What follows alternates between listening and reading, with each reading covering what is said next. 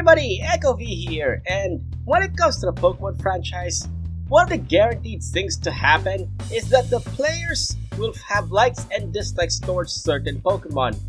And sometimes, some of the Pokemon that are disliked by a majority are loved by others.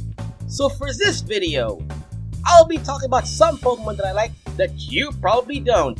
Anyways, here we go! Starting off the video is one that is fairly recent, and that is Iron Jugulous, the future paradox form of Hydreigon.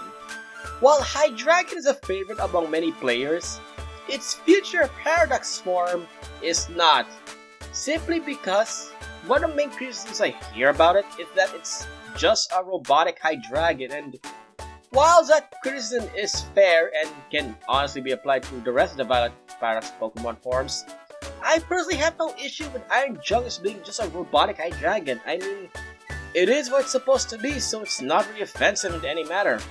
Plus, it's a robotic dragon. That's pretty cool if you ask me.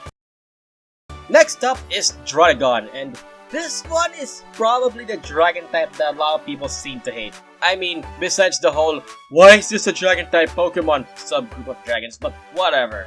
One of the main criticisms I hear about Druddigon is how spiky it is, to the point that it looks like it's made of Lego, as to why its head is red when the rest of its body is blue. And while some of this criticism is fair, I, however, actually like Druddigon's overall spiky look. It may actually be due to how, when I was a kid, I would often draw dragons that have features similar to Druddigon. Spikes everywhere, menacing head, strong limbs, and a plated belly. I mean, besides Salamence, Druddigon, in my opinion, is one of the very few dragon types out there that embody what a dragon is to me. I even used one back in Pokemon Black, and it did the job well. Plus, have you seen the lizard it's based on? Hell yeah! The only thing that sucks about Druddigon is its appearance in Pokemon Generations. Whoever drew that should be fired. Seriously, what the hell? Next is Avalon, and one of the main criticisms that I hear about Avalon is that it's flat, which is enough to ruin Avalon for many. I mean, it makes sense when you think about it. People do prefer curves after all. That was a bad joke, I'm so sorry. Anyway, I think what most players miss about Avalon is that it's based on the bottom side of the iceberg and not the top, which is pretty unique if you ask me. Granted, it would have been better, but still, I'd argue Avalon would be unique either way. Plus, its surprisingly menacing face more than make up for it. Also, I think one tidbit about it is that, according to the Pokedex, Avalon sometimes carry Bergmite along its back, making it look like an aircraft carrier, which is quite possibly one of the coolest things mankind has ever made. As for Hisuian Avalon, I initially hated it first, but I would like it as well. Next is Meganium. Now, players saying the final evolution of certain starters isn't something new. I do, however, personally think that sometimes it can be a bit too obnoxious for the most part, especially when it comes to Meganium, who has an overwhelming amount of hate. Now, while my favorite starter for the Johto games will always be Typhlosion, I still think Meganium is pretty cute. I mean, it's a long-necked sauropod dinosaur with a flower collar that makes it seem like Meganium bloomed out of it. Which, while probably not the intention by the designers, I still think it's a pretty interesting design choice. Also, it's not Meganium's fault that Johto just hates grass types in general. I mean, 5 of the 8 gyms in the region have an advantage over grass types, while the Elite Four has 2. Now, is that a fair enough reason to hate Meganium? I personally don't think so. Next is another starter that I'm surprised gets a lot of hate, and that is Empoleon, with many saying that it's over-designed, which I have to disagree with.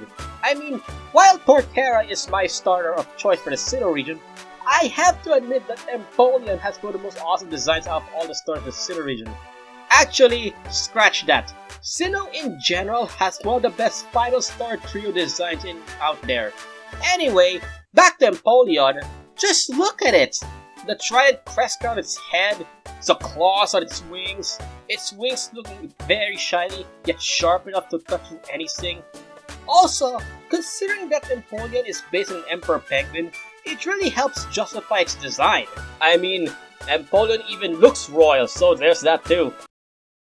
And for the number 1 pick, which is quite possibly one of the most controversial picks for this video, I mean, it's on the video's thumbnail, and that is Milltank. If you're a lifelong player of the Pokemon franchise, then it's safe to say that half the Pokemon fans that you interact with will say that Whitney is the hardest gym leader in the entire franchise. And that's mostly because of her infamous Milltank, even though Claire's much harder. I, however, actually enjoy the gym battle because it made me learn and realize that you can't just go guns blazing on every gym battle. You need to strategize and think. And unrelated to Whitney is how people have issues with Milltank's others being extremely exaggerated, which is kind of a silly criticism if you ask me. I mean, Milltank is based on a dairy cow, and when it comes to drawing cows, one of the few things that kinda get exaggerated sometimes are its others, which I never had an issue with. Also, look at Milltank's head. Doesn't it look like it's wearing a cowl? That's pretty cool if you ask me. And that's it for this video. Agree or disagree, leave it in the comments below. Thanks so much for watching. If it's your birthday today, then happy birthday. And I'll see you all in the next video. Bye everyone, be good to each other.